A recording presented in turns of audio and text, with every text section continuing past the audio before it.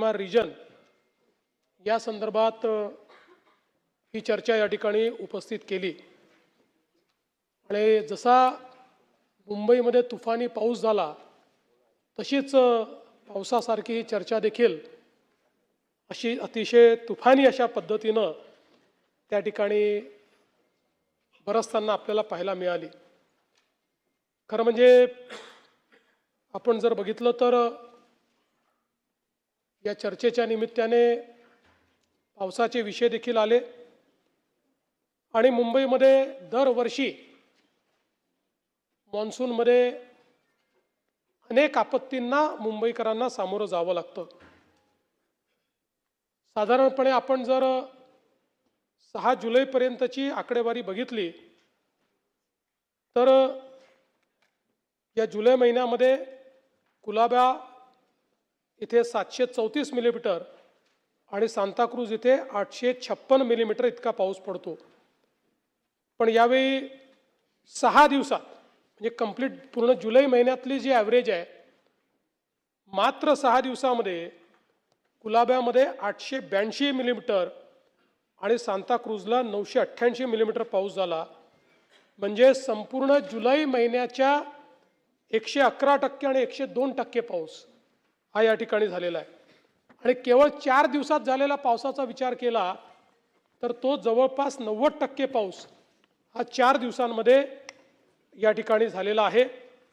त्यामुळे मुंबईत एकूण पावसाळ्यात जेवढा पाऊस पडतो सगळा मिळून 2318 मिलीमीटर त्याच्या 42% पाऊस हा एकट्या 6 दिवसांमध्ये या ठिकाणी मुंबईमध्ये पडलेला आपण बघितला।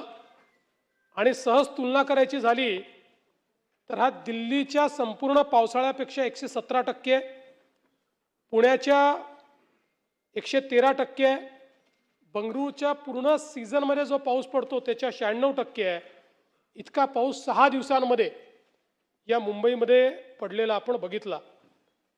एकीकडे मुसळधार पाऊस होता, दुसरीकडे 50 ते 75 किलोमीटर प्रति तास या वेगानं वाहणारे वारे होते आणि 4 मीटरपेक्षा अधिक उंचीची भरती अशा पद्धतीनं सगळ्या गोष्टी एकत्रित आलेल्या आपण बघितल्या। आणि यामुळे मोठ्या प्रमाणात झाडं देखील त्या ठिकाणी उन्मळून पडली। खरं तर मुंबईमध्ये हे अशा पद्धतीनं कुठलाही मृत्यू होणं हे चुकीचंच आहे। त्या संदर्भात निश्चितपणे प्रशासनाने अधिक संवेदनशील होण्याची आवश्यकता आहे।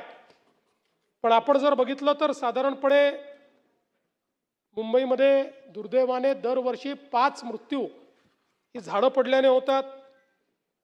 दरड कोसळून जवळपास सरासरी 3 मृत्यू होतात, इमारती कोसळून सरासरी 13 मृत्यू होतात, मॅलहोनमध्ये पडून जवळपास या ठिकाणी 7 मृत्यू आत्तापर्यंत मागच्या काळामध्ये झालेले आहेत। त्यामुळे एकूणच जर आपण बघितलं तर या काही गोष्टी अशा आहेत की वारंवार या गोष्टींमुळे मुंबईमध्ये अशा पद्धतीचे अपघात होत असतात। आणि म्हणून या संदर्भात मुंबई महानगरपालिकेला आपण निर्देश दिलेले आहेत की विशेषतः झाडांच्या संदर्भात जी जुनी झाडं आहे या जुन्या झाडांचं त्या ठिकाणी जी स्ट्रेंथ आहे, आता आर्बोरिकल्चरने ती आपल्याला जी स्ट्रेंथ आहे ती असेस करता येते। त्यामुळे त्याचं एक पूर्ण काम हातामध्ये घ्यावं। ही जी जुनी झाडं आहेत त्यातली ज्यांची मुळं ही आता स्ट्रॉंग राहिलेली नाहीत त्यांची मुळं कशी आपल्याला रिजनरेट करता येतील हा प्रयत्न केला पाहिजे। आणि ती जर करता येणार नसतील तर त्या संदर्भात विविध पद्धतीचा उपयोग करून ती जी झाडं आहेत ती झाडं त्या ठिकाणी काढली पाहिजेत अशा पद्धतीनं सांगण्यात आलेलं आहे। यावर्षी देखील आपण बघितलं दरवर्षी मोठ्या प्रमाणात इमारती पडताना आपल्याला पाहायला मिळतात। यावर्षी एक इमारत पडली परंतु ती रिकामी केली होती आणि ती ज्या ठिकाणी पडली तिथल्या आजूबाजूच्या झोपड्या रिकाम्या केल्या होत्या. दुर्दैवाने ज्या एका घरावरती पडली तिथल्याच लोकांनी सोडायला नकार दिला होता आणि नेमकी त्यांच्यावरती पडल्यामुळे दुर्दैवी मृत्यू आपण या ठिकाणी पाहिला. खरं म्हणजे या निमित्ताने महाराष्ट्रामध्ये देखील जी काही पावसाची स्थिती आहे ती एका वेगळ्या निवेदनाद्वारे मी करणार आहे. तर आता त्याच्या संदर्भात मी इथे आपल्याला सांगत नाही. पूर नियंत्रणाकरता एकूण मुंबईमध्ये 547 पाईप जे आहेत, पंप्स 547 पंप जे आहेत हे कार्यरत आहेत. याच्या व्यतिरिक्त MMRDA, रेल्वे आणि इतर यंत्रणांचे सगळे पंप जर आपण विचार केला तर 990 पंप आहेत. 6 मोठे पंपिंग स्टेशन आणि 10 मिनी पंपिंग स्टेशन हे या ठिकाणी कार्यरत आहेत. यावर्षी पावसाळ्यापूर्वी जी काही नालेसफाई झाली त्याचा जो रेशिओ आहे तो पावसाळ्यापूर्वी 80%, पावसाळा सुरू असताना 10% आणि पावसाळा संपल्यावर 10%, अशा पद्धतीने ते आपण करतो. मोठ्या प्रमाणात हा गाळ काढण्यात आला आणि साधारणपणे जे काही एस्टिमेट केलं होतं त्यापेक्षा 112% गाळ काढला आणि मिठी नदीतूनही 83% गाळ काढण्यात आला. नाले सफाईमध्ये पूर्वी सातत्याने दरवर्षी घोटाळे व्हायचे. आपल्याला कल्पना आहे की मागे ज्यावेळेस घोटाळा निघाला तर नाले सफाईमध्ये निघालेला गाळ हा ज्या वाहनातनं नेला त्या वाहनांच्या नंबर प्लेट तपासल्यानंतर काही स्कूटर निघाल्या, काही ऑटो रिक्षा निघाले, काही तर चांगल्या पद्धतीच्या कार निघाल्या आणि म्हणून आता नव्याने मागील वर्षापासनं AIचा उपयोग करून फ्रॉड डिटेक्शनची व्यवस्था उभी केली आहे. त्याचा परिणाम असा झाला की यावेळेस 2025 साली क्लेम्स देताना जवळपास 12.5 कोटी रुपयाचा दंड हा कंत्राटदारांना झाला. 26 मध्ये 9.25 कोटीचा दंड हा कंत्राटदारांना झाला. आणि आता अशा पद्धतीनं यामध्ये खोटे दावे करणं, खोटी माहिती देणं आणि बिलं काढणं हा प्रकार जवळपास या ठिकाणी बंद करण्यात आलाय. मुंबईमध्ये खरं म्हणजे ब्रिमस्टो ॲक्टचा जो आपण आराखडा तयार केला प्रभूसाहेब, आता मला देखील 25 वर्ष या सभागृहात झाले, तुम्ही महानगरपालिकेतही राहिले, पण 25 वर्ष आपण तोच एक आराखडा ऐकतोय आणि तो अजूनही पूर्ण झाला नाही. पण आता त्यातल्या मेजर गोष्टी या पुढच्या 1-2 वर्षात पूर्ण करण्याचा आपला प्रयत्न आहे. आणि त्यासोबत मुंबईकरता एकात्मिक पूर नियंत्रणाचा एक आराखडा 13,000 कोटी रुपयाचा आपण तयार केला आहे. हा आराखडा केंद्र सरकारला आपण सादर केलेला आहे. केंद्र सरकारच्या मान्यतेने या आराखड्याची अंमलबजावणी आपण सुरू करणार आहोत, ज्यामध्ये साधारणपणे शहरातले 370 हॉटस्पॉट आहेत हे त्या ठिकाणी संपतील. आणि ते झाले तर मुंबईसारखं शहर की ज्या ठिकाणी मोठ्या प्रमाणात पाऊस आला आणि त्याचवेळी जर भरती आली तर भरती, कारण मुंबईचं पावसाचं पाणी समुद्रात न्यावं लागतं, भरती ते पाणी समुद्रात येऊ देत नाही. आणि म्हणून या 370 हॉटस्पॉटवर 30 मिनिटात पाणी बाहेर कसं निघेल अशा पद्धतीनं हा 13,000 कोटीचा आराखडा तयार करण्यात आलेला आहे की ज्यामुळे निश्चितपणे पुढच्या काळामध्ये आपला प्रयत्न आहे की मुंबईला हे जी काही समस्या दरवर्षी भेडसावते त्यातनं मोठ्या प्रमाणात आपल्याला एक प्रकारे मुंबईकरांना सुटका करून देता येईल. या दरम्यान कनेक्टिंग लिंकचा विषय देखील मोठ्या प्रमाणात गाजला आणि मला तर कधी कधी आश्चर्य वाटतं, काही लोक तर असे आहेत की 1 कोटी खोटारडे लोक मेल्यानंतर ते पैदा झाले असते आणि लाजही वाटत नाही खोटं बोलायला. कनेक्टिंग लिंक सुरू झाल्यानंतरही दुसऱ्या दिवशी टीव्हीवर येऊन खोटं बोलतात. 1 कोटी, जयंतराव तुम्ही हसू नका, मी तुम्हाला नक्की सांगतो आपल्याकडे काही हे नाही आहे, पण 1 कोटी खोटारडे मेल्याशिवाय पैदाच नाही होऊ शकत. पण मी तुम्हाला सांगतो, एक लक्षात ठेवा, खरं म्हणजे कनेक्टिंग लिंकचं काय झालं तर आपण सगळ्यांनी बघितलं, खोटारडेपणा सगळा बाहेर आला. पण त्याच वेळी महायुती सरकारची हिंमत होती म्हणून आम्ही कनेक्टिंग लिंक बांधून दाखवली. ज्यावेळी कोकण रेल्वे बांधायची वेळ आली त्यावेळी असंच लोक म्हणायचे ही रेल्वे चालू शकणार नाही, ही बांधू नका, इथे दरड कोसळते. पण मधु दंडवते नावाच्या एका व्यक्तीमध्ये हिंमत होती, त्यांनी सांगितलं बांधणार, आणि ती बांधली. बांधल्यानंतर जवळपास 15 वर्ष दरवर्षी दरड कोसळायची, पण त्या प्रत्येक वर्षी आपण शिकायचो आणि त्या ठिकाणी काही ना काही काम करायचो आणि ती दरड कोसळणं बंद करायचो. आज विचार करा, या भीतीने जर कोकण रेल्वे तयारच केली नसती तर काय अवस्था राहिली असती. आणि म्हणून ही जी मिसिंग लिंक आहे, या मिसिंग लिंकचा इतिहासही असाच आहे.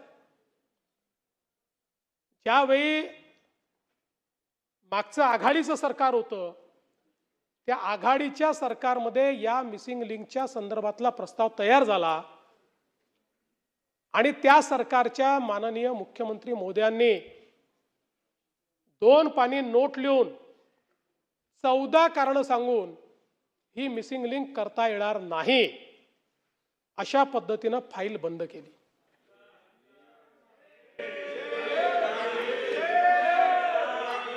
चौदा कारणं दिले, 14. पण लक्षात ठेवा, गिरते हैं शेरे सवार ही मैदाने जंग में,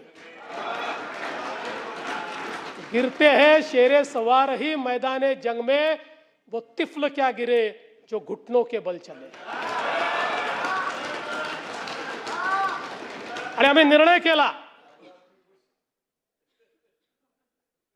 हा निर्णय केला, अधिकाऱ्यांशी बोललो, एक्सपर्टशी बोललो, त्यांचं म्हणणं होतं शक्य आहे, हे आपण करू शकतो, आणि आपण ते करून दाखवलं आणि कनेक्टिंग लिंक तयार झाली. ही नुसती लिंक नाही, इंजिनिअरिंग मार्वल तयार झालं. जगातला सगळ्यात मोठा बोगदा, सगळ्यात रुंद बोगदा जगातला,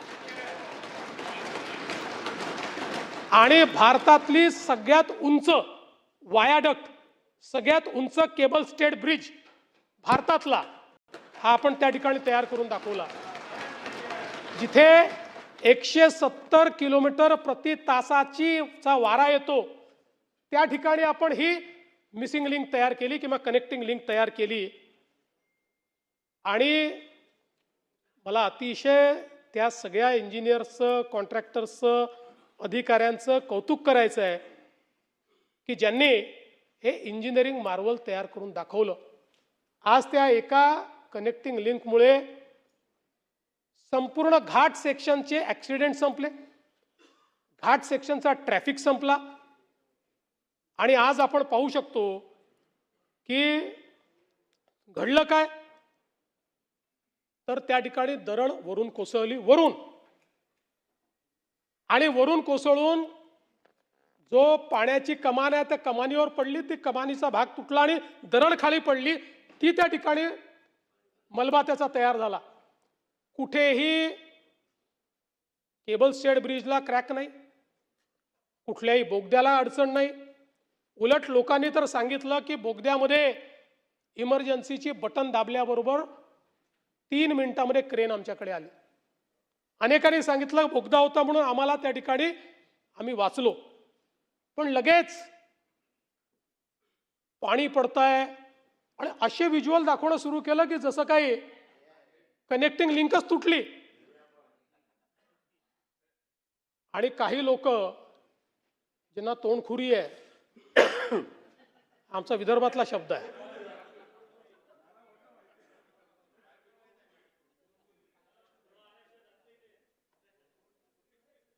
ते असे सुरू पडले की जणू काही 7,000 कोटी पाण्यात गेले. जयंतराव, 18 तासामध्ये ट्रॅफिक सुरू झाला. यांच्या थोबाळावर टिचून आणि सवाल हा नाही आहे, अरे देवेंद्र फडणवीसला शिव्या द्या, त्याला सवय आहे, शिव्या प्रूफ आहे मी. कारण जीवनात एकच गोष्ट शिकलो, आजपासून 10 वर्षांनी हे शिव्या देणारे दिसणार नाही, पण ती कनेक्टिंग लिंक असेल आणि देवेंद्र फडणवीसचं आणि एकनाथ शिंदेचं नाव असेल. पण माझा आक्षेप या गोष्टीला आहे, मला बदनाम करा पण महाराष्ट्राला बदनाम करू नका.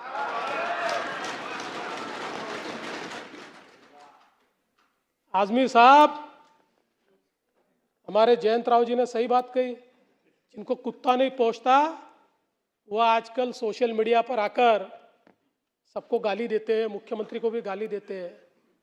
ऐसे कुछ भाड़े के टट्टे इस मिसिंग लिंक के बारे में भी पैसा ले लेकर सोशल मीडिया पर लिख रहे थे. उनको भी कह देना चाहता हूं, अगर महाराष्ट्र का अपमान करोगे छोड़ूंगा नहीं.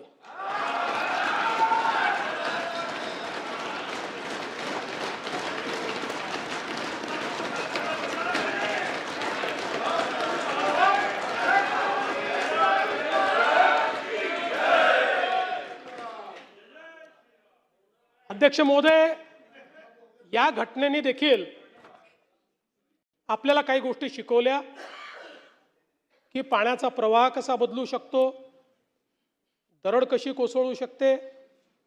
आणि म्हणून पुन्हा IITच्या एक्सपर्ट्सशी आपण चर्चा केली. त्यांनी आपल्याला अजून काही ठिकाणी वायर मेश लावली पाहिजे, कुठून दरड कोसळू शकते, असे आता नवीन आराखडा एक दिलेला आहे, तोही आपण करू, म्हणजे पुढच्या वेळेस कदाचित अशा प्रकारची घटना होणार नाही. आज खरं म्हणजे आपण बघितलं तर मोठ्या प्रमाणात पाऊस सुरू आहे आणि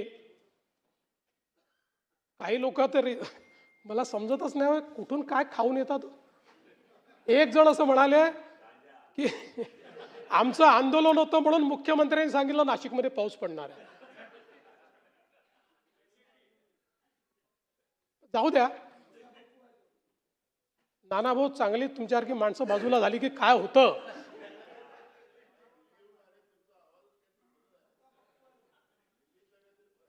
नाही नाही काय नाही, पण मोठ्या प्रमाणात आज नाशिकला पाऊस चाललेला आहे. जवळपास त्र्यंबकलाही 252 mm पाऊस तिथे पडलाय. पण सगळ्यात जास्त जी परिस्थिती आज आपल्याला गंभीर दिसते ती विशेषतः वसई विरारची परिस्थिती आपल्याला तिथे गंभीर दिसते.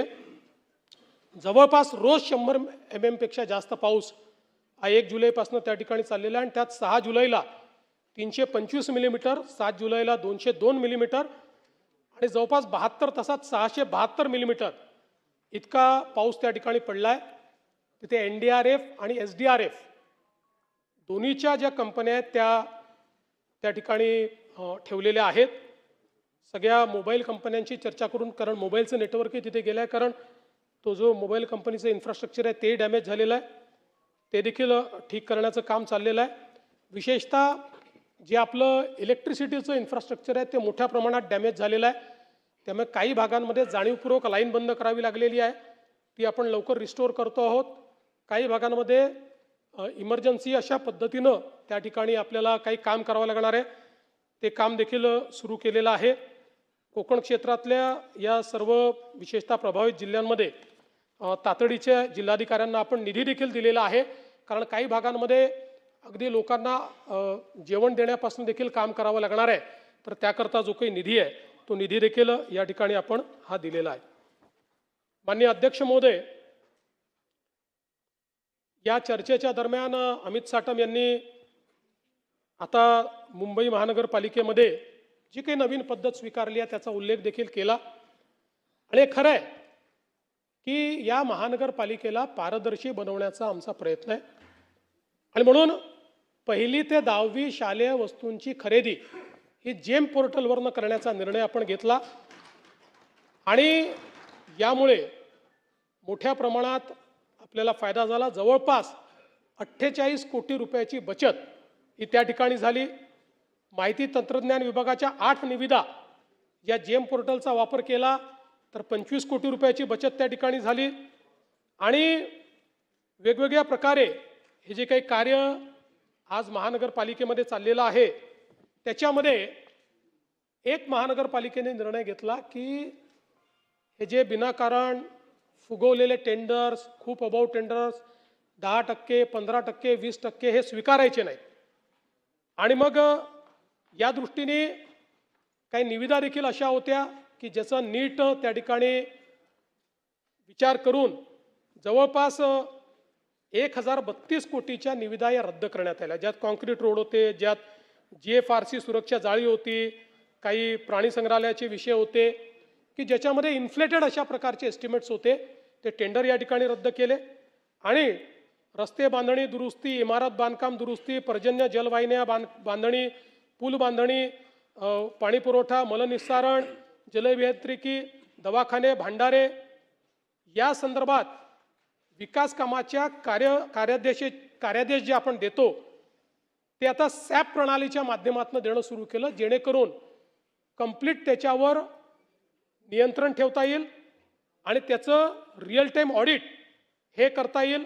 निवड झालेले जे काही कामं आहेत या कार्यादेशांमध्ये स्थळ पाहणीचा अहवाल आणि त्याची जे काही कुठल्या तारखेपर्यंत करायचं आहे, त्याचे काय बेंचमार्क्स आहेत, या सगळ्या गोष्टी याच्यामध्ये नमूद केलेल्या आहेत. त्यामुळे रेडीली त्या ठिकाणी आयुक्त आणि महापौर आणि सगळ्या प्रशासनाला त्या संदर्भातली सगळी माहिती मिळेल की कुठलं काम चाललेलं आहे, ते किती दिवसात पूर्ण करायचं आहे, त्याचे टप्पे काय आहेत, त्याच्यावर काय एस्टिमेट दिलेला आहे, त्या ठिकाणी किती कामगार ठेवले पाहिजेत, अशा सगळ्या गोष्टी या ठिकाणी केल्या आहेत. एकच उदाहरण देतो. आपल्याला माहिती आहे की मुंबईकरांची पाण्यासाठीची जी गरज आहे ती 4665 दशलक्ष लिटर आहेत. सध्या प्रतिदिन पाणी पुरवठा 4100 दशलक्ष लिटर होतो. म्हणजे दर दिवसाची तफावत ही 565 दशलक्ष लिटरची आहे. आणि म्हणून काही वेगवेगळे प्रकल्प आपण हातामध्ये घेतले. त्यातला गारगाईचा प्रकल्प हा सगळ्यात सोपा प्रकल्प होता, पण अनेक वर्षापासून त्याला फॉरेस्टची मान्यता मिळत नव्हती. जवळपास 3 वेळा फॉरेस्टने ती मान्यता रद्द केली. इथनं ग्रेडियंटनी पाणी मुंबईला मिळणाऱ्या जवळपास 500 दशलक्ष लिटर प्रतिदिन आपण त्यातनं मार्ग काढला आणि फॉरेस्टशी चर्चा करून याला फॉरेस्टची मंजुरी मिळवली. याचं टेंडर देखील केलं आणि मी महानगरपालिकेचं अभिनंदन करेन की महानगरपालिकेने वाटाघाटीच्या माध्यमातून जे काही टेंडर आलं होतं ते टेंडर त्या ठिकाणी जो काही कॉस्ट होती त्या कॉस्टमध्ये जवळपास 270 कोटी रुपयाची बचत केली. 270 करोड 270 कोटी रुपयाची बचत त्याच्यामध्ये केली आणि 2029 मे पर्यंत हे काम पूर्ण होणार आहे आणि मुंबईला 500 MLD पाणी अधिकचं मिळणार आहे. यासोबत आपल्याला कल्पना आहे आता पाऊस आल्यामुळे थोडा जीवात जीव आला, तर मुंबईच्या पाणी पुरवठा करणारी जी धरणं होती यात 10% देखील पाणी राहिलं नव्हतं आणि म्हणून निसर्गाचं चक्र बदललेलं आहे. या बदललेल्या चक्रामध्ये आपल्याला कधी अशा इव्हेंटला सामोरं जावं लागेल हे सांगता येत नाही. आणि म्हणून डिसॅलिनेशन यामध्ये मनोरीला 400 दशलक्ष लिटरचं डिसॅलिनेशनचं काम या ठिकाणी दिलेलं आहे, ज्यामध्ये पहिला टप्पा 2029, दुसरा टप्पा 2030 पूर्णत्वास येईल. वर्सोवामध्ये 200 दशलक्ष लिटरचं डिसॅलिनेशन निक्षारीकरणाचा प्रकल्प आहे. असं दोन्ही मिळून 2030 सालापर्यंत 1000 दशलक्ष लिटर म्हणजे 1000 MLD डिसॅलिनेटेड पाणी हे मुंबईला उपलब्ध असेल. म्हणजे अशा प्रकारच्या एखाद्या इव्हेंटमध्ये जर आपल्याला त्या ठिकाणी पाणी कमी पडलं किंवा धरणं भरली नाहीत तरी मुंबईमध्ये अडचण येणार नाही असा प्रयत्न आहे. मुंबईमध्ये ब्रिटिशांच्या काळापासून 3 महासंतुलन जलाशय आणि 27 सेवा जलाशय उपलब्ध आहेत. आता त्यातल्या 2 जलाशयांचं नव्याने काम हे त्या ठिकाणी करण्यात येत आहे, काही जलकुंभांचं काम करण्यात येत आहे. त्यामुळे एकूणच जी मुंबईची पाणी पुरवठा सिस्टीम आहे हिचं रिवॅम्पिंग करण्याचं काम हे मोठ्या प्रमाणात चाललेलं आहे. 2022 साली ज्यावेळी पुन्हा या महाराष्ट्रामध्ये महायुतीची सत्ता आली त्यानंतर माननीय शिंदे साहेबांच्या नेतृत्वामध्ये महानगरपालिकेमध्ये आम्ही एक निर्णय घेतला आणि दरवर्षी त्या रस्त्याचं डांबरीकरण करायचं. आम्ही नागपूरमध्ये प्रयोग केला आणि नागपूरमध्ये जे रस्ते कॉन्क्रीटचे केले 40 वर्ष झाले, आता 30 वर्ष झाले. पहिला ज्यावेळेस मी महापौर होतो त्यावेळेस जे रस्ते केले तेव्हापासून आम्ही जवळपास आता 60% 70% रस्ते कॉन्क्रीटचे केले. 30 वर्षात एक नवा पैसा त्याच्यावर खर्च झाला नाही, एक खड्डा त्याच्यावर पडला नाही. म्हणून मुंबईमध्येही जिथे इतका पाऊस पडतो, पावसाचं आणि डांबराचं नातं हे विळ्या भोपळ्याचं नातं आहे.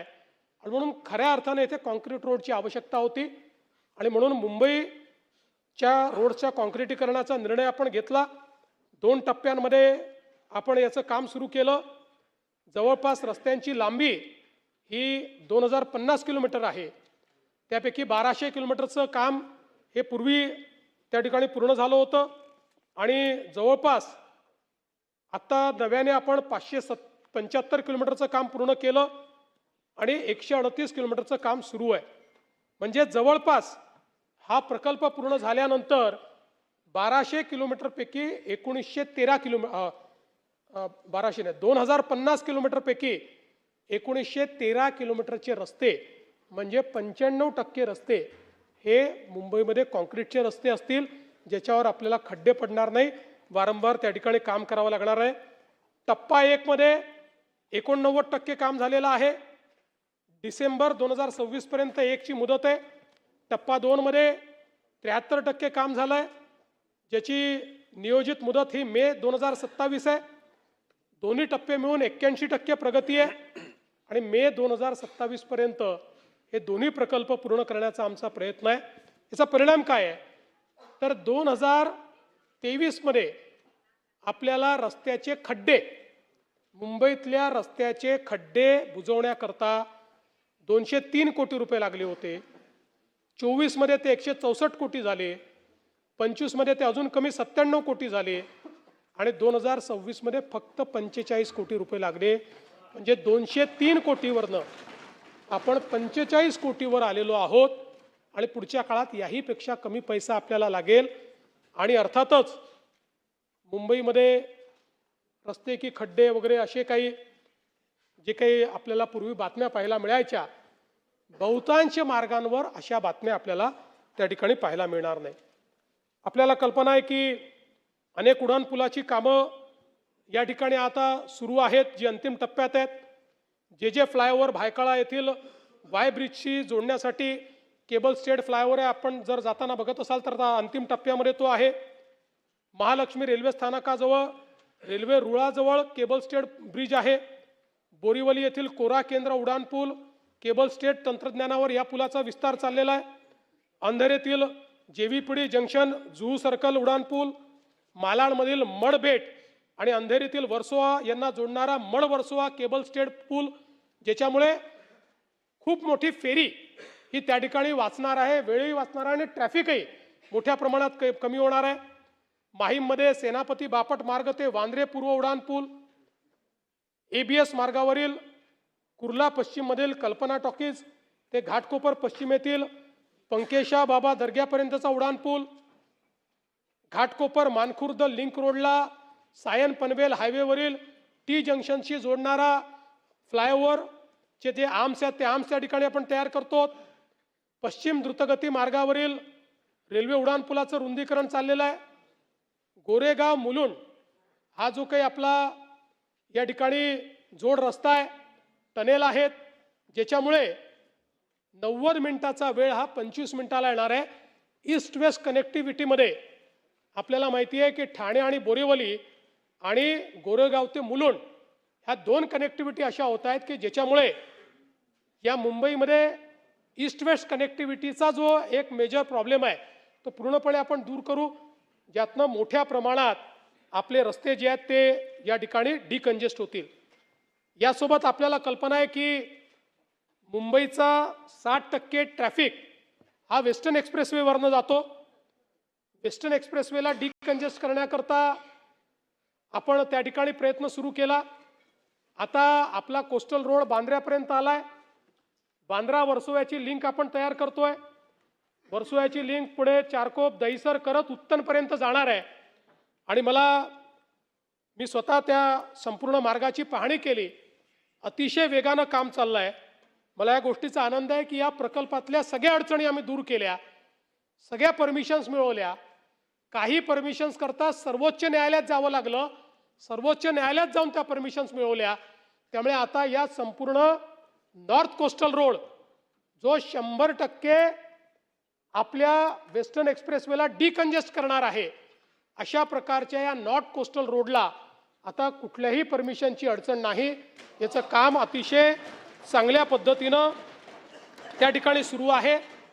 आणि आता तर ज्यावेळेस मी व्हिजिट केली ते माझ्या लक्षात आलं की उत्तनला आपण किंवा आपण भाईंदरला ज्यावेळेस हा जोडणार आहोत त्यावेळेस भाईंदरला आपण सुभाषचंद्र बोस मैदानापाशी तो जोडतो, पण तिकडनं आपला जो उत्तन विरार सी लिंक होईल तिथे जाण्याकरता पुन्हा आपल्याला अडचणी आहेत. आणि म्हणून आपण त्या क्षणी निर्णय घेतला की चारकोपचं जे त्या ठिकाणी सागरसाहेब मरीना एन्क्लोव्ह आहे त्याच्या पाठीमागे आपण ते जे टनेल्स तयार करतोय, बाजूलाच आपल्याला पगोडा दिसतो खाडीच्या पलीकडे, तिथे उत्तन आहे, तिथलं आपली उत्तन विरार सी लिंक होणार आहे. आणि म्हणून मी आदेश दिले की इकडे तर आपण जातोच आहोत, पण हे जे टनेल्स आहेत हे टनेल खाडीच्या खालून थेट उत्तनला न्यायचे. म्हणजे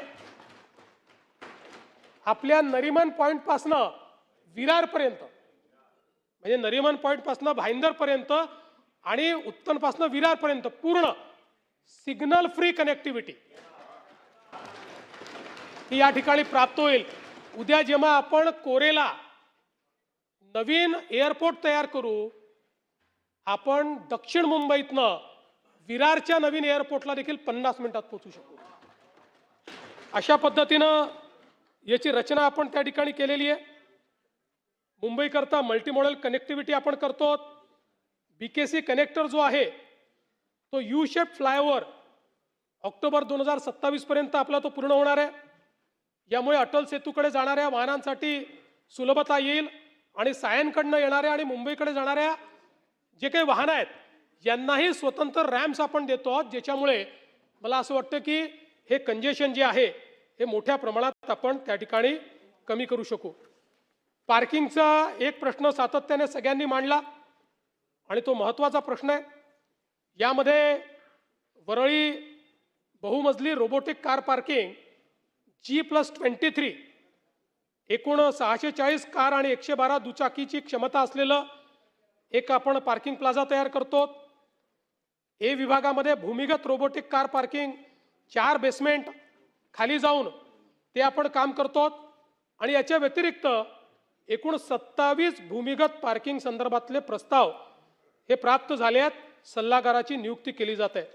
याच्यामध्ये एक प्रयोग आपण करण्याचा प्रयत्न करतो की आपण जे आपल्याकडे मोठी मैदान आहेत या मैदानांमध्ये आपण आता काही टेक्नॉलॉजीचं प्रेझेंटेशन मी घेतलेलं आहे, अजून ती फायनल केलेली नाही कारण एक्सपर्ट्स फायनल करतील.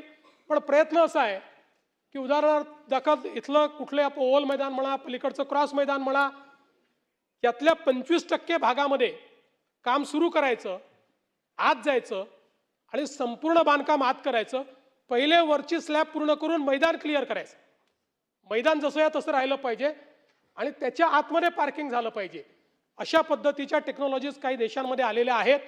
त्यामुळे मुंबईतली मैदानही वाचतील आणि आपल्याला जे काही अशा प्रकारचे गर्दीचे क्षेत्र आहेत त्याला कॉस्ट मोठी आहे, पण कॉस्ट मोठी जरी असली तरी मुंबईमध्ये वेगवेगळ्या प्रकारचे फायनान्सिंग मॉडेल आपण तयार करून आणि त्यातनं अशा प्रकारचं पार्किंग हे मुंबईला कसं देता येईल हा प्रयत्न देखील या निमित्ताने आपला चाललेला आहे. वेस्ट टू एनर्जी हा प्रकल्प देखील मुंबईमध्ये त्या ठिकाणी हातामध्ये घेतलेला आहे. 600 मेट्रिक टन प्रतिक्षमता कचऱ्यातनं वीज निर्मिती करण्याचा 1020 कोटी रुपयाचा प्रस्ताव आहे. केंद्र सरकारने 600 कोटी रुपये याच्याकरता दिलेले आहेत आणि जवळपास 8 मेगावॅट वीज निर्मिती यातनं होईल. 17 दशलक्ष युनिट वीज आणि घनकचऱ्याचं शास्त्रशुद्ध विल्हेवाट अशा पद्धतीनं या ठिकाणी होणार आहे. आणि याच वर्षी हा प्रकल्प पूर्ण झाला पाहिजे अशा पद्धतीचं त्याचं नियोजन होतं.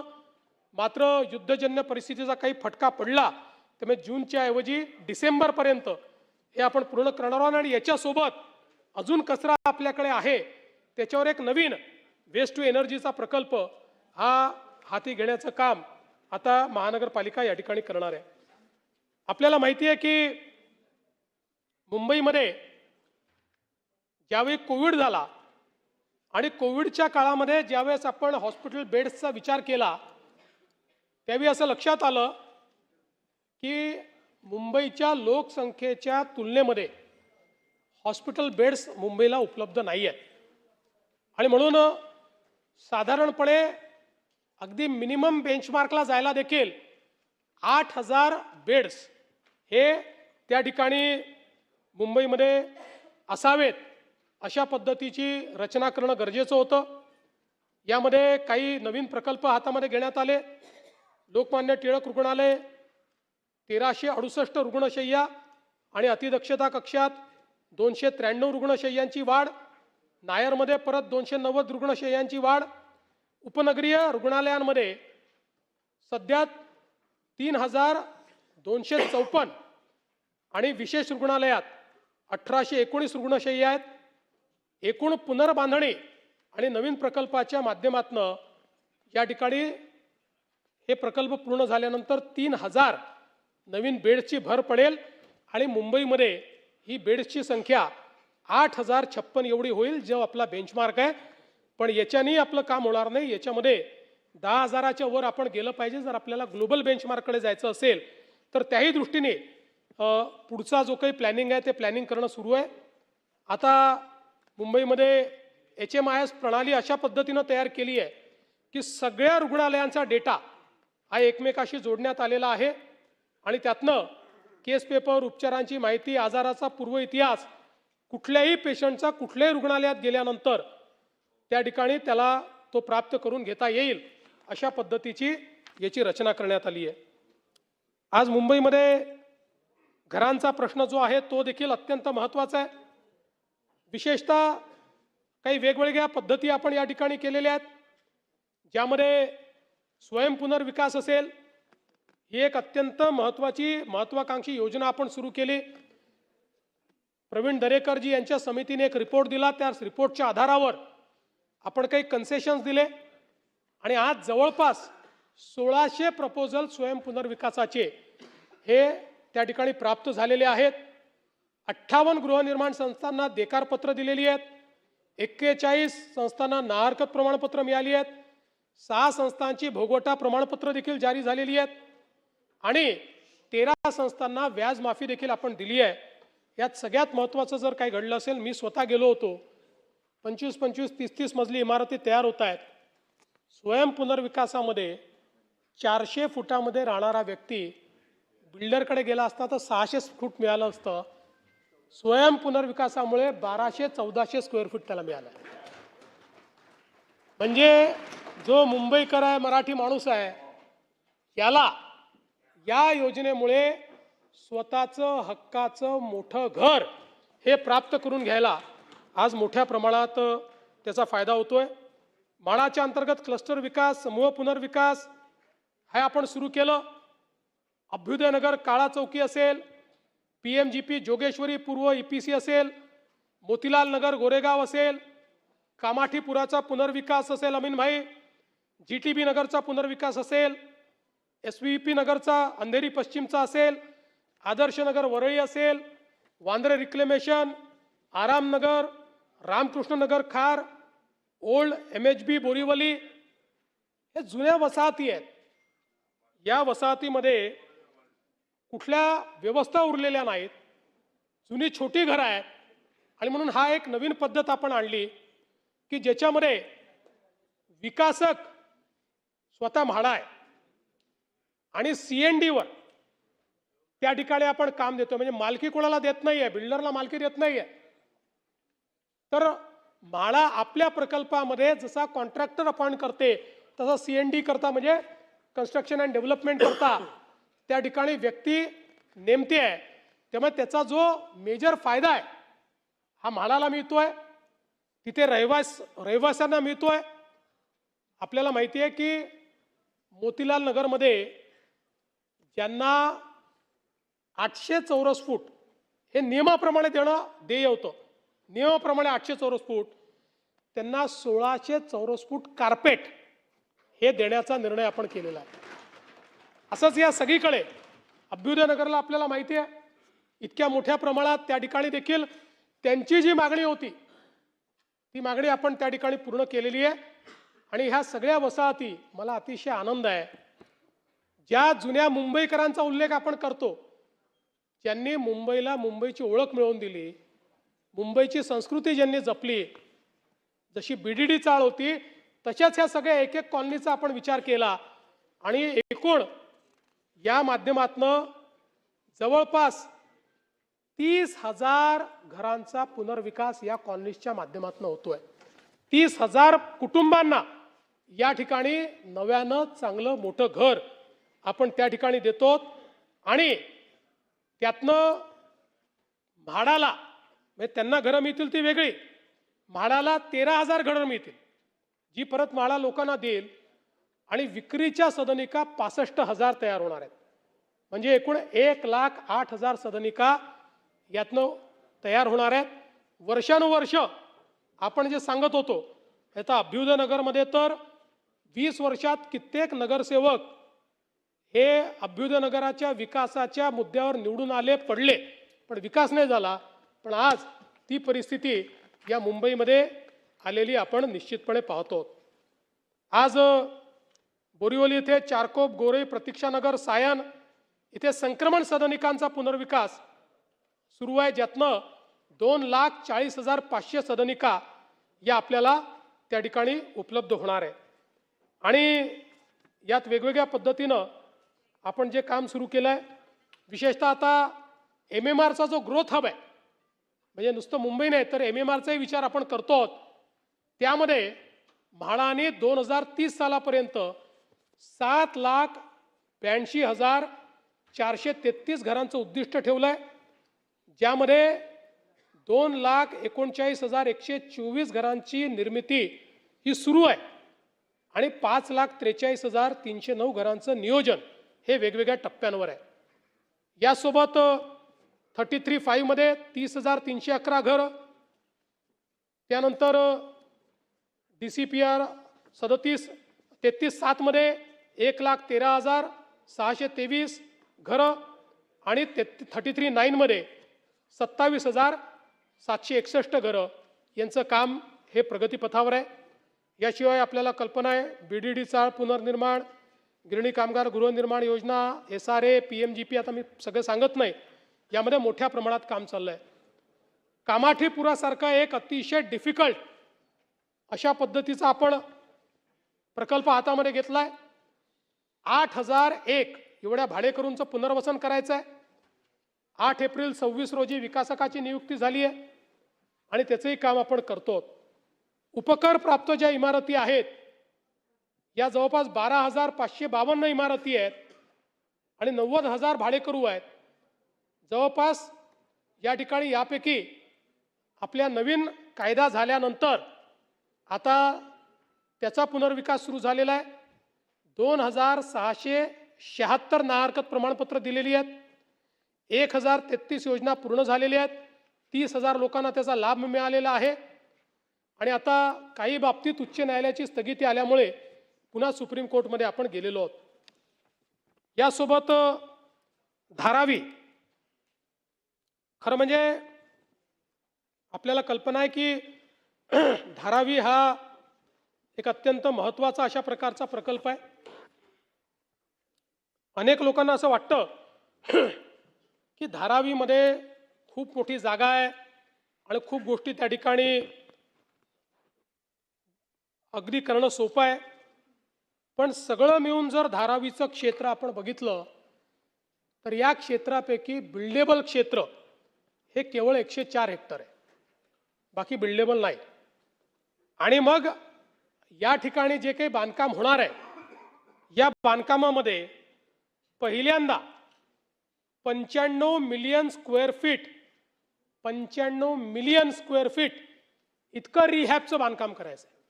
95 मिलियन स्क्वेअर फीट इतकं रिहॅबचं बांधकाम करायचं आहे. आणि त्यानंतर मग 130 मिलियन स्क्वेअर फीट हे त्या ठिकाणी सेलेबलचं बांधकाम होणार आहे. आणि आपण जर बघितलं तर हा प्रकल्प केवळ हाऊसिंगचा प्रकल्प नाही आहे. धारावी एक आपलं ग्रोथ इंजिन आहे, एक इकॉनॉमिक अशा प्रकारचा आपला इंजिन आहे. धारावीमध्ये आपल्याला माहिती आहे चामड्याचं काम असेल, पॉटरीचं काम असेल, वेगवेगळ्या प्रकारचं फूड इंडस्ट्री असेल, अशा वेगवेगळ्या इंडस्ट्री आहेत. त्यामुळे या प्रकल्पाचं नियोजन करताना या सगळ्या इंडस्ट्रीचा विचार करून आज तर आपण त्या ठिकाणी जाऊन बघितलं, आपल्यापैकी अनेक लोक गेले असतील, कशा परिस्थितीत ते काम होतं. पण याला केवळ गृहनिर्माण प्रकल्प न ठेवता त्या सगळ्या इंडस्ट्रीचं तिथे पुनर्वसन करतो. त्या सगळ्यांकरता अत्यंत चांगल्या व्यवस्था, आधुनिक व्यवस्था आपण त्या ठिकाणी तयार करणार आहोत. आणि आज त्यापैकी बरेच लोक इन्फॉर्मल इकॉनॉमीमध्ये आहेत, पण उद्या हे सगळं झाल्यानंतर ते फॉर्मल इकॉनॉमीत येतील, त्यामुळे त्यांना टॅक्सेस द्यावे लागतील. आणि म्हणून आपण हाही निर्णय केला की पहिले 5 वर्ष त्यांच्याकडनं आपण जीएसटी घेणार नाही, त्यांना जीएसटीतनं आपण सूट देणार आहोत. आणि यासोबत हा जो काही प्रकल्प आहे, या प्रकल्पामध्ये जवळपास आत्तापर्यंत 1,60,000 निवासी, व्यावसायिक व औद्योगिक घटकांचं पुनर्वसन आणि पुनर्वास आपण करणार आहोत. यामध्ये आपण मागे निर्णय केला होता, त्या निर्णयाप्रमाणे माननीय उच्च न्यायालयाच्या निर्णयाप्रमाणे पहिल्यांदा 2000 ची कट ऑफ डेट होती. मग आपण उच्च न्यायालयाच्या निर्णयातनं मार्ग काढला आणि 2000 ते 2011 पर्यंत आपण गेलो. फक्त 2011 पर्यंतच्यांना आपण 2.5 लाख रुपये सशुल्क म्हटलं. आता या प्रकल्पामध्ये 2000 पूर्वीचे किंवा जे लोक आहेत त्या सगळ्यांना धारावीमध्येच 350 चौरस फुटाचं घर आपण देणार आहोत. जे 2000 ते 2011 वाले आहेत त्यांना 2.5 लाख रुपये भरावे लागतील, पण त्यांना धारावीमध्येच घर आपण देतो आहोत. सगळे एलिजिबल, 100% एलिजिबल लोक धारावीतले, हे धारावीमध्येच त्यांना घर दिलं जाईल. आणि हा पहिला प्रकल्प आहे, कारण इनएलिजिबल लोक पुष्कळ आहेत. आणि आपण एकात्मिक प्रकल्प करायचा ठरवला आणि तिथले हे इनएलिजिबल काढून कुठेतरी टाकले तर ते दुसरीकडे झोपडीच तयार करणार आहेत, ते काही कुठे जाणार नाही. त्यामुळे आपण इकडनं त्यांना या नरकातनं काढून दुसऱ्या नरकात टाकणार, किंवा या नरक म्हणणं चांगलं नाही, पण या वाईट अवस्थेतनं दुसऱ्या वाईट अवस्थेत टाकणार. म्हणून पहिल्यांदा याच्यात आपण निर्णय घेतला की जो एलिजिबल नाही त्यालाही आपण घर देतो आहोत. आणि त्यातले जे धारावीत मावतील ते बाकीच्यांना धारावीच्या बाहेर देतो, पण जवळपास देतो. त्यांच्या जागा देखील आपण आयडेंटिफाय केलेल्या आहेत आणि अतिशय सुंदर अशा प्रकारची घरं आपण त्या ठिकाणी देतो. ज्यांचे गाळे आहेत त्यांना गाळे देतो, सगळ्या गोष्टी. म्हणजे हा प्रकल्प असा आहे की ज्याच्यामध्ये ज्या ज्या अडचणी येऊ शकतात त्या सगळ्या अडचणी आपण दूर केलेल्या आहेत. आणि आम्ही असं ठरवलं, पहिल्यांदा आमचं ठरलं होतं की आता प्रकल्प सुरू झालाय, रेल्वेची जागाही मिळाली, त्याचंही काम चालू झालंय, या प्रकल्पाचं एक भूमिपूजन करावं. पण नंतर हा निर्णय मी केला आणि आमच्या सहकाऱ्यांना सांगितलं की भूमिपूजन नाही, पुढच्या 1.5 वर्षामध्ये रिहॅबचे 10,000 घरं पूर्ण करायचे आणि त्या घरांचा चाव्या देण्याचा कार्यक्रम, या स्लमच्या लोकांच्या रिहॅबच्या चाव्या देण्याचा कार्यक्रम 10,000 लोकांचा हा माननीय प्रधानमंत्र्यांच्या हस्ते करायचा, अशा पद्धतीचा निर्णय आपण या ठिकाणी घेतलेला आहे. यासोबत मुंबईमध्ये झोपडपट्टीचा जर विकास आपल्याला करायचा असेल तर क्लस्टर पद्धतीने आपल्याला जावं लागेल. आपल्या लक्षात आलं, आपण सगळे पद्धती करून पाहिल्या, मागच्या काळात 3K आली, पण 3K आपली यशस्वी होऊ शकली नाही, कारण त्याच्यात खूप फॉल्ट्स होते. पण क्लस्टर हेच उपाय आहे. कारण जर मुंबईमध्ये तुम्हाला डेव्हलपमेंटही करायची आहे, ओपन स्पेसेसही द्यायचे आहेत, मुंबई लिव्हेबलही ठेवायची आहे, कॉन्क्रीटचं जंगलही होऊ द्यायचं नाही आहे, तर आपल्याला हे सगळं क्लस्टर पद्धतीनंच करता येईल. आणि म्हणून शासनाने हा निर्णय केला आणि मुंबईमध्ये जवळपास 19 क्लस्टर आपण तयार केलेले आहेत. या 19 क्लस्टरमध्ये बहुतांश मुंबई जी आहे ही स्लम फ्री आपल्याला करता येते. याच्यामध्ये पहिल्या क्लस्टरचं आपलं आता वर्क ऑर्डर स्टेजला आपण आलो जुहू गल्लीमध्ये. आता जे क्लस्टर आपले टेंडरच्या स्टेजवर आहेत त्याच्यामध्ये आझमी साहेब, मानखुर्द शिवाजीनगर, बेरामबाग बांद्रा ईस्ट, मजासवाडी गोरेगाव आणि एंटॉप हिल आणि याच्या व्यतिरिक्त इतर क्लस्टरचं जे काही आहे ते काम या ठिकाणी चाललेलं आहे. म्हणजे मोठ्या प्रमाणात समूह पुनर्विकासातून हे जे सगळे आमचे झोपडपट्टीत राहणारे लोक आहेत त्यांनाही रिहॅब त्या ठिकाणी द्यायचा आणि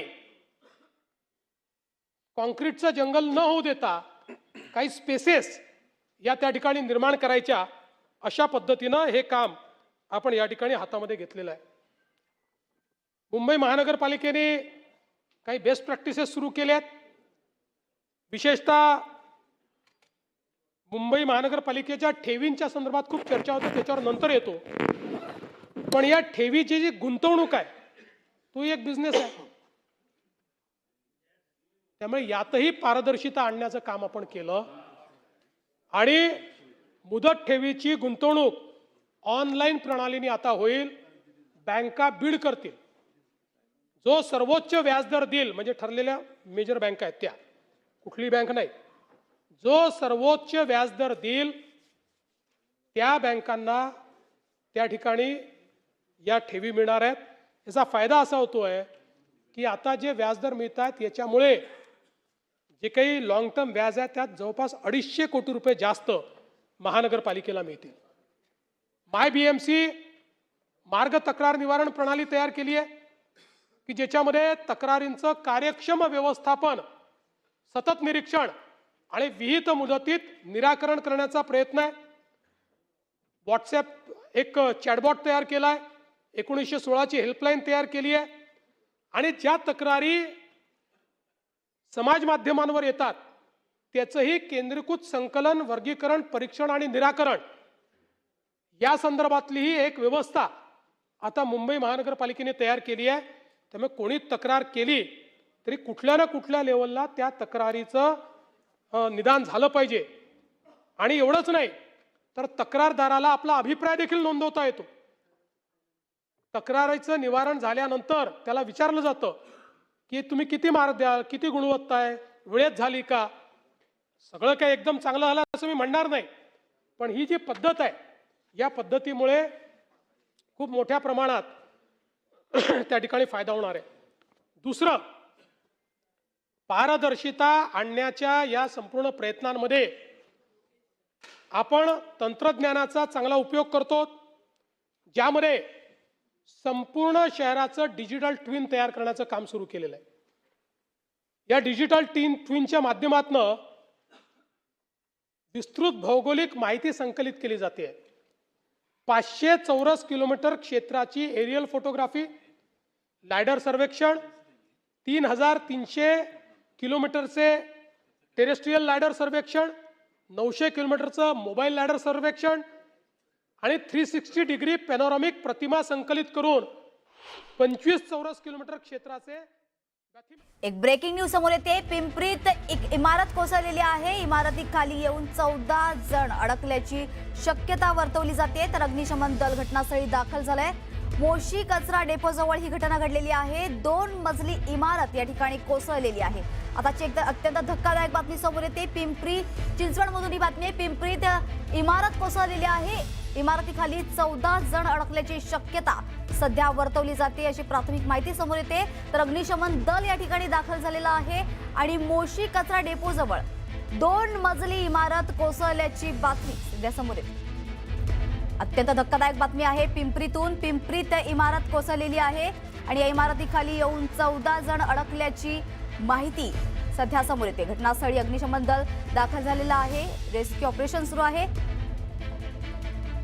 पिंपरीतली ही घटना आहे. पिंपरीत एक इमारत कोसळलेली आहे. मोशी कचरा जवळची डेपोजवळची ही घटना आहे. मोशी कचरा डेपोजवळ एक 2 मजली इमारत कोसळलेली आहे.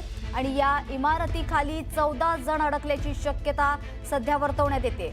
अग्निशमन दल घटनास्थळी दाखल झालेलं आहे. पिंपरीतली ही घटना आहे. गेल्या अनेक दिवसांपासून पाऊस सुरू आहे. अनेक ठिकाणी दुर्घटना घडत आहेत. तर याबद्दलची माहिती देण्यासाठी आपल्यासोबत आपले प्रतिनिधी गोविंद वाकडे जोडले गेलेले आहेत. गोविंद, काय सांगाल, काय अधिकचा तपशील आहे? हॅलो. हा गोविंद, काय अधिकचा तपशील आहे?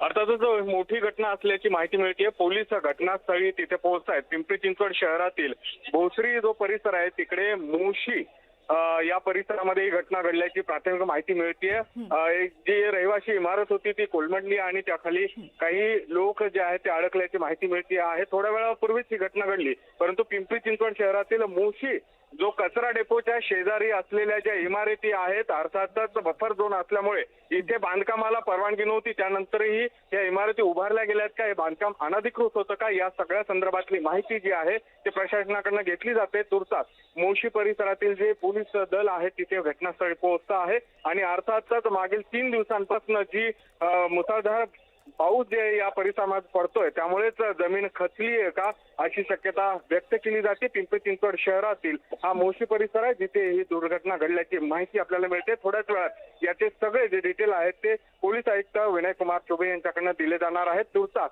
जी माहिती मिळते, मोशी परिसरात कचरा डेपो शेजारी असलेली ही इमारत आहे आणि या इमारती कोसळल्यामुळे काही लोक दबल्याची माहिती मिळते. धन्यवाद गोविंद दिलेल्या सविस्तर माहितीसाठी. त्यानंतर आपण पुन्हा जाऊया आता पावसाळी अधिवेशनात मुख्यमंत्री काय म्हणतात याकडे.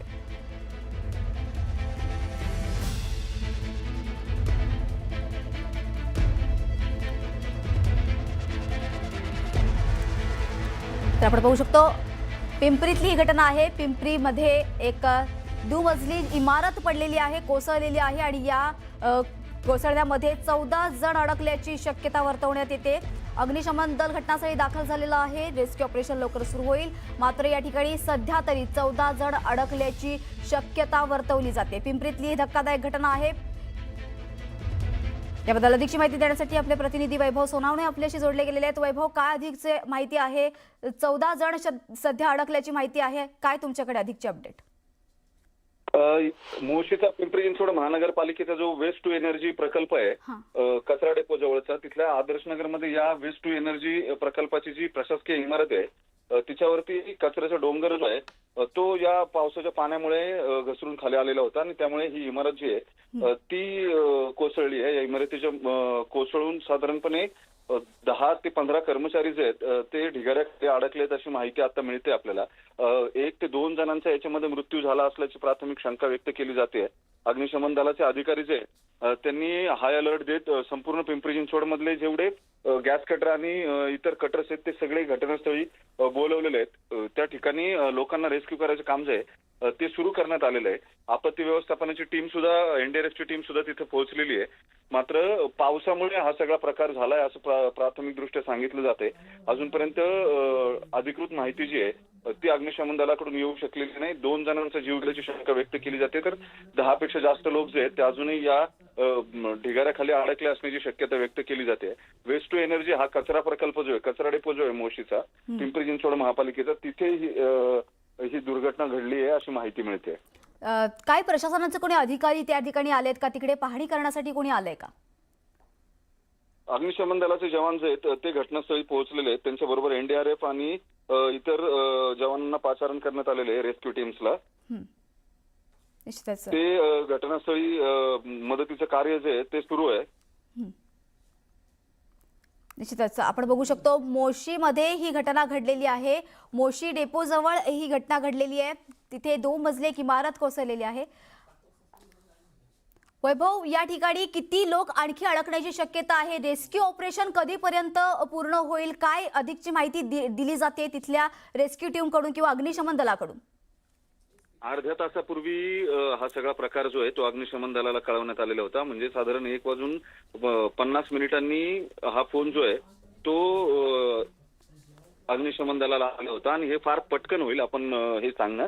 रेस्क्यू ऑपरेशन सुरू होऊन आता 5 ते 10 मिनिटं झालेत. अग्निशमन दलाची जवळची गाडी जी आहे ती तिथे पोहोचल्यानंतर आता त्यांचे प्रयत्न सुरू आहेत. जे गरजेचं सामान आहे हे सामान मागून कटर्स असतील किंवा मशीन्स जे त्या बोलवून तिथलं कॉन्क्रीट जे मलबा जो आहे तो बाजूला करावा लागेल आणि त्या खाली अडकलेल्या लोकांना बाहेर काढायला रेस्क्यू करावा लागेल. त्याच्यामुळे त्याच्या दृष्टीने अग्निशमन दलाचे प्रयत्न जे आहेत ते सगळे प्रयत्न सुरू आहेत.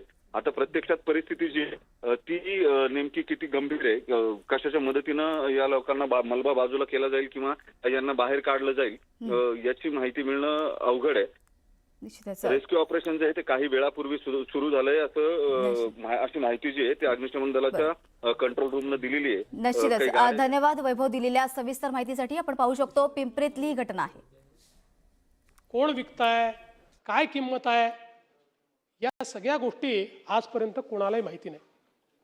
एखादा TDR 2दा विकला गेला असेल तरी आश्चर्य वाटून घ्यायचं कारण नाही.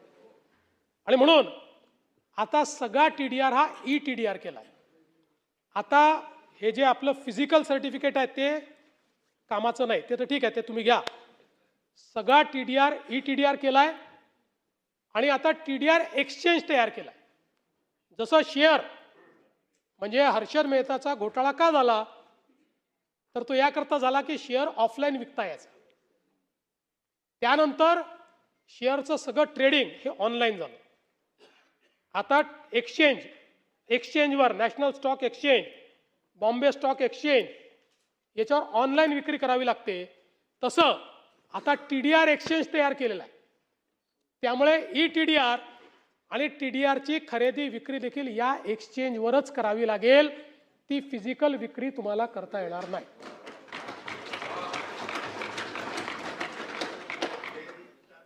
आणि म्हणून मोठ्या प्रमाणात म्हणजे आता TDR एजंट जे फिरायचे ते आता प्रभूसाहेब त्या एजंटला काही काम उरणार नाही.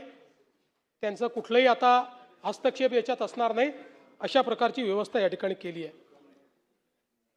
मुंबई महानगरपालिकेच्या ठेवींच्या संदर्भात सातत्याने चर्चा होते. पहिल्यांदा तर माझं एक मत आहे, ठेवी ठेवल्याच पाहिजे, पण किती ठेवल्या पाहिजे. पूर्वीच्या काळामध्ये महानगरपालिकांमध्ये आणि शासनामध्ये सिंकिंग फंड असायचा.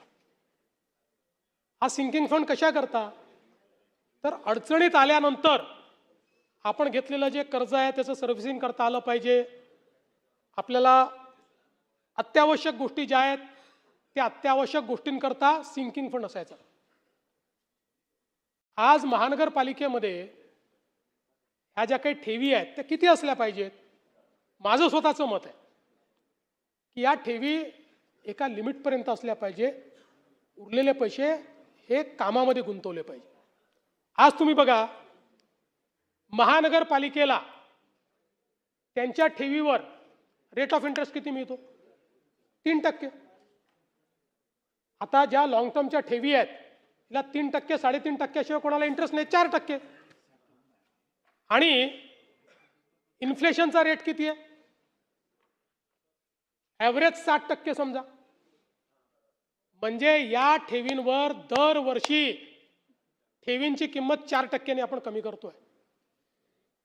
आणि तेच जर गुंतवले, जे गणित MMRDA मध्ये आम्ही मांडलं, मी मुख्यमंत्री झाल्यानंतर MMRDA ला सांगितलं ते असेच ठेवी ठेवायचे. मी म्हटलं तुम्ही बँक थोडी आहे, तुम्ही रिटायर्ड एम्प्लॉई थोडी आहे किंवा सुरक्षेकरता ठेवलाय. तुम्ही गुंतवणूक करा, तुम्हाला त्यातनं परतावा येईल. आणि 2 लाख कोटी रुपयाची गुंतवणूक, ठेवी तेवढ्या नव्हत्या पण त्या ठेवींना लिव्हरेज करून 2 लाख कोटी रुपयाची कामं आपण सुरू केली. आणि मुंबईमध्ये ज्यावेळी सगळ्या देशामध्ये मेट्रो करता महानगरपालिकांनी कॉन्ट्रीब्युशन द्यावं असा निर्णय झाला. नागपूर तयार झालं, पुणे तयार झालं, पण मुंबई महानगरपालिकेने त्यावेळेस सांगितलं आम्ही एक पैसा देणार नाही.